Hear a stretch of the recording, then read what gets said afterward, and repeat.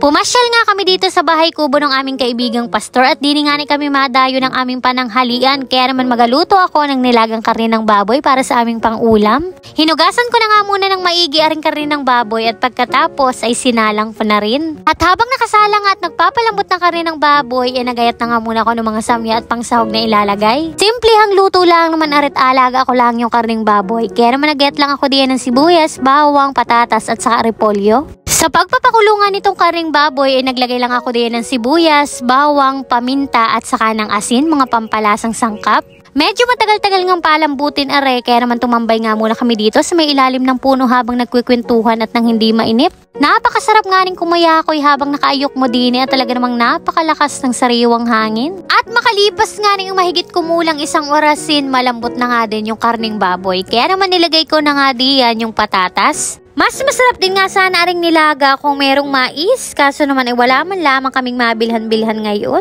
Repolyo at patatas nga lang sinahog ko diyan at kakoy ari na yan, laman siya na din yan. Ay kako nga din sa asawa ko, huwag nang magreklamo kung hindi kompleto ricados ang mahalagay niluto ng pagmamahal. Charis, aroy, dumali si tiya mo. At at nung malambot na yung patatas at repolyo ay dihinango na rin namin. At eto na, luto na ang ating nilagang karneng baboy. Mayroon din nga ni pala kami dinin dalang fruit cocktail, kaya ayan pinabuksan ko na din sa aking asawa at kakoy maigi din nating panghimagas. At dahil gayak na nga ang aming pananghalian ay di kumain na nga ni ho kami. Kain po tayo mga mawe, thank you Lord sa blessings! At pagkatapos naman namin kumain diyan at tahulaw-hulawan na nga ni ay niyaya naman kami ni Pastor Wilson na mga will dito sa kanyang fish pond. Nakakatuwa nga ning mga will din at wala pang isang minuto ay may huli na kaagad. Umang pala yung pinakang pangpain namin o kung sakuha na yung laman ng pinakang kuhol. Mga isdang tilapia pala itong nahuhuli namin dito at kakoy kasarap pala magtambay sa garine. Libre na ang ulam mo kapag nakahuli ka nga. Saganang-sagana talaga sa pagkain ng ating mga likas na yaman. Talagang pagsisipag na nga lamang ang puhunan para ka mabuhay. Sobrang nakakaligaya talagang mga will, lalo pa kapag garining kakabagsak mo lang ng pain, abay mayroon na agad huli. Eto din nga yung dahilan kung bakit kami dumayo ng tambay dito kina Pastor Wilson para makahingi ng libreng ulam at kakoy mga ngawil nga kami dito sa kanilang fish pond. Pati na nga rin itong si Ate Cuning ay hindi papayag na magpapahuli at nakahuli din nga ng kanyang tilapia. Tuwang-tuwa din nga itong si Aling Maliit at ang ngisi abot hanggang tainga at nakahuli nga raw siya ng fish. At eto na nga lahat yung mga pinangawil namin, napakadami na nga agad ay wala pa kami dining kalahating oras. Sobrang dami na nga na rin at kakoy libre na naman ang ulam natin ng mga ilang arawan. Mayroon din nga siyang binigay sa aming mga alimango at kakoy masarap na naman ang ulam ni tiya mo at salamat naman kako at nakalibre na rin. Sinamahan din nga pala namin etong kaibigan naming pastor na bumili ng mga similya ng bangus at saka ng swahe. Napakaganda nga nitong lugar at talagang napakalawak din ang pishpana nila. Meron nga daw sila ditong iba't ibang klase ng similya katulad ng sugpo, ng alimango at saka ng bangus. At eto nga yung bibilihin naming similya at ang presyo nga daw ng garine ay 70 centavos ang bawat isa. Ang tinarato nga namin similya dito ay mahigit kumulang 15,000, kaso ang makukuha lang daw namin na available ngayon ay kulang-kulang 2,000. Mga similya nga ng bangus itong nakuha namin at ayan pagkatapos mailagay sa plastic ay nilagyan din ng oxygen para hindi mamatay. At pagkatapos naman namin makabahagi nitong mga similya ay dumiretso na rin nga kami dito sa may fish pond para makapagbitaw nga nitong mga bangus. Bago nga kami magbitaw ay nilagay muna namin dito sa plangganang puti at pagkatapos ay naglagay nga din kami ng tubig ng sariling fish pond para ma-adapt nga daw ng mga similya yung pinakang temperature ng tubig. Mahigit 2 orasin nga muna namin itong ititigil dito sa batya bago namin ito bitawan dito sa fish pond. Sobrang lawak nga nitong fish pond na inaariendo nitong kaibigan kong pastor at sabi nga niya ang laki nga daw nito ay mahigit kumulang 2.5 hectares. Mahigit 15 similya nga daw ang ilalagay dito para sa pagpapasimula. At ayan makalipas nga ni ang 2 oras na paghihintay ay ilalagay na nga din itong mga similya ng bangus. Kulang-kulang 2,000 nga itong una naming nilagay at yung iba daw ay bukas na lamang ulit. At pagkatapos nga namin makapagbitaw ng similya ay umuwi na nga din kami. Kinahapunan naman, pagka-uwi nga namin sa bahay, dumiretso na rin nga kami dito sa may pensyonan sa may aming kapitbahay at kami nga ni nakumbidahan. Ay aba, kapag rin nga kakong kainan na hindi pwedeng tanggihan at grasyayaan. Aringanit saktong-sakto din yung dating namin at nag-aumpisa na nga din ang putungan. Dini talaga sa amin sa probinsya kapag rin may mga birthdayhan, may mga pensyonan o kung ano pa man ay laging may paputong. Pero kalimitan nga yung mga ganitong kaugalian ay sa mga Katoliko lamang.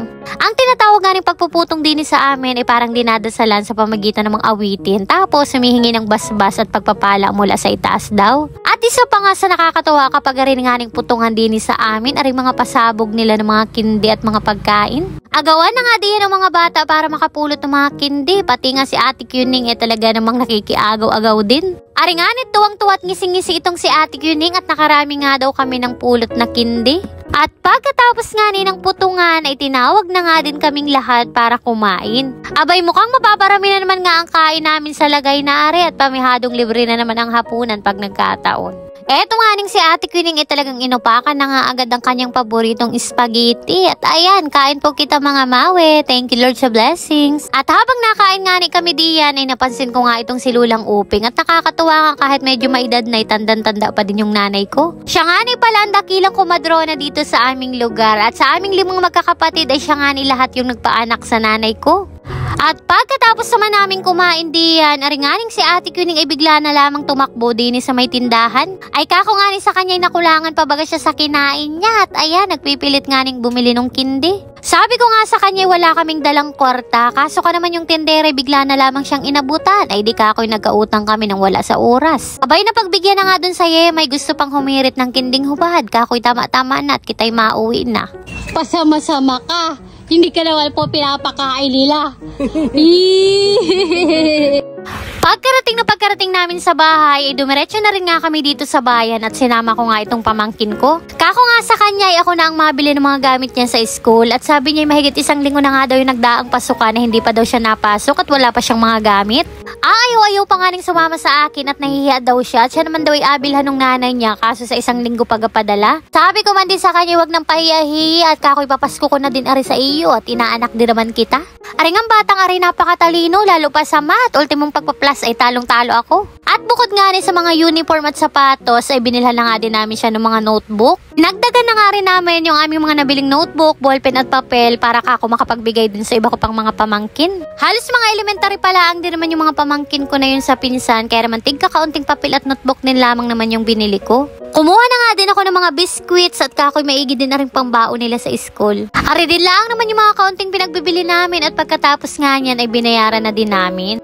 In-unbox ko na nga din itong parcel ng bag na pinadala sa akin ni Ma'am Marinel Vergara. Nakakatuwa nga at napakadami at kako ipapamigay ko na rin lamang ito dun sa mga pamangkin ko. 10 pieces nga ito na iba't iba ang kulay. Sobrang gaganda, makapal ang tela tapos mura pa. 150 pesos pala yung ganitong klaseng bag at available siya sa Shopee. Kung gusto nyo, ilalagay ko na lang po yung link sa may comment section. Inayos ko na nga rin itong bag at pinaglalagay ko na nga din yung mga gamit sa school at yung mga biskwit na binili namin kanina. Maliit na bagay lang ito pero paniguradong tuwang-tuwa yung mga pamangkin ko dito lalo pa pag nabuklat nga nila itong bag at may lamang pencil case. Natatandaan ko pa nga nung elementary ako, pangarap na pangarap ko talaga magkaroon ng pencil case. Hindi naman ako nagpapabili nun dahil alam kong walang kwarta.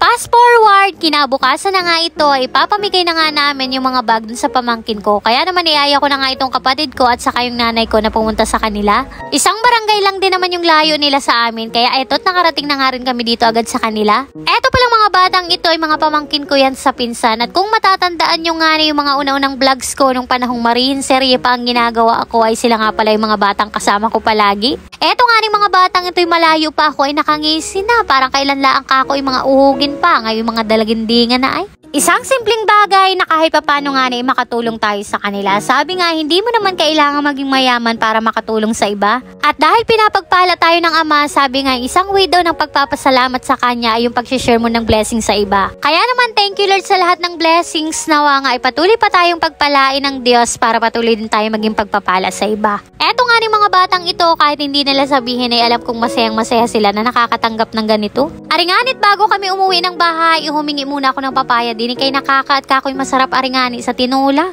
At pagkatapos nga ni naming maipamahagi yung mga bag dun sa mga pamangkin ko ay di umuwi na din kami. Pagka-uwi naman namin sa bahay, ari naman ang kaganapan.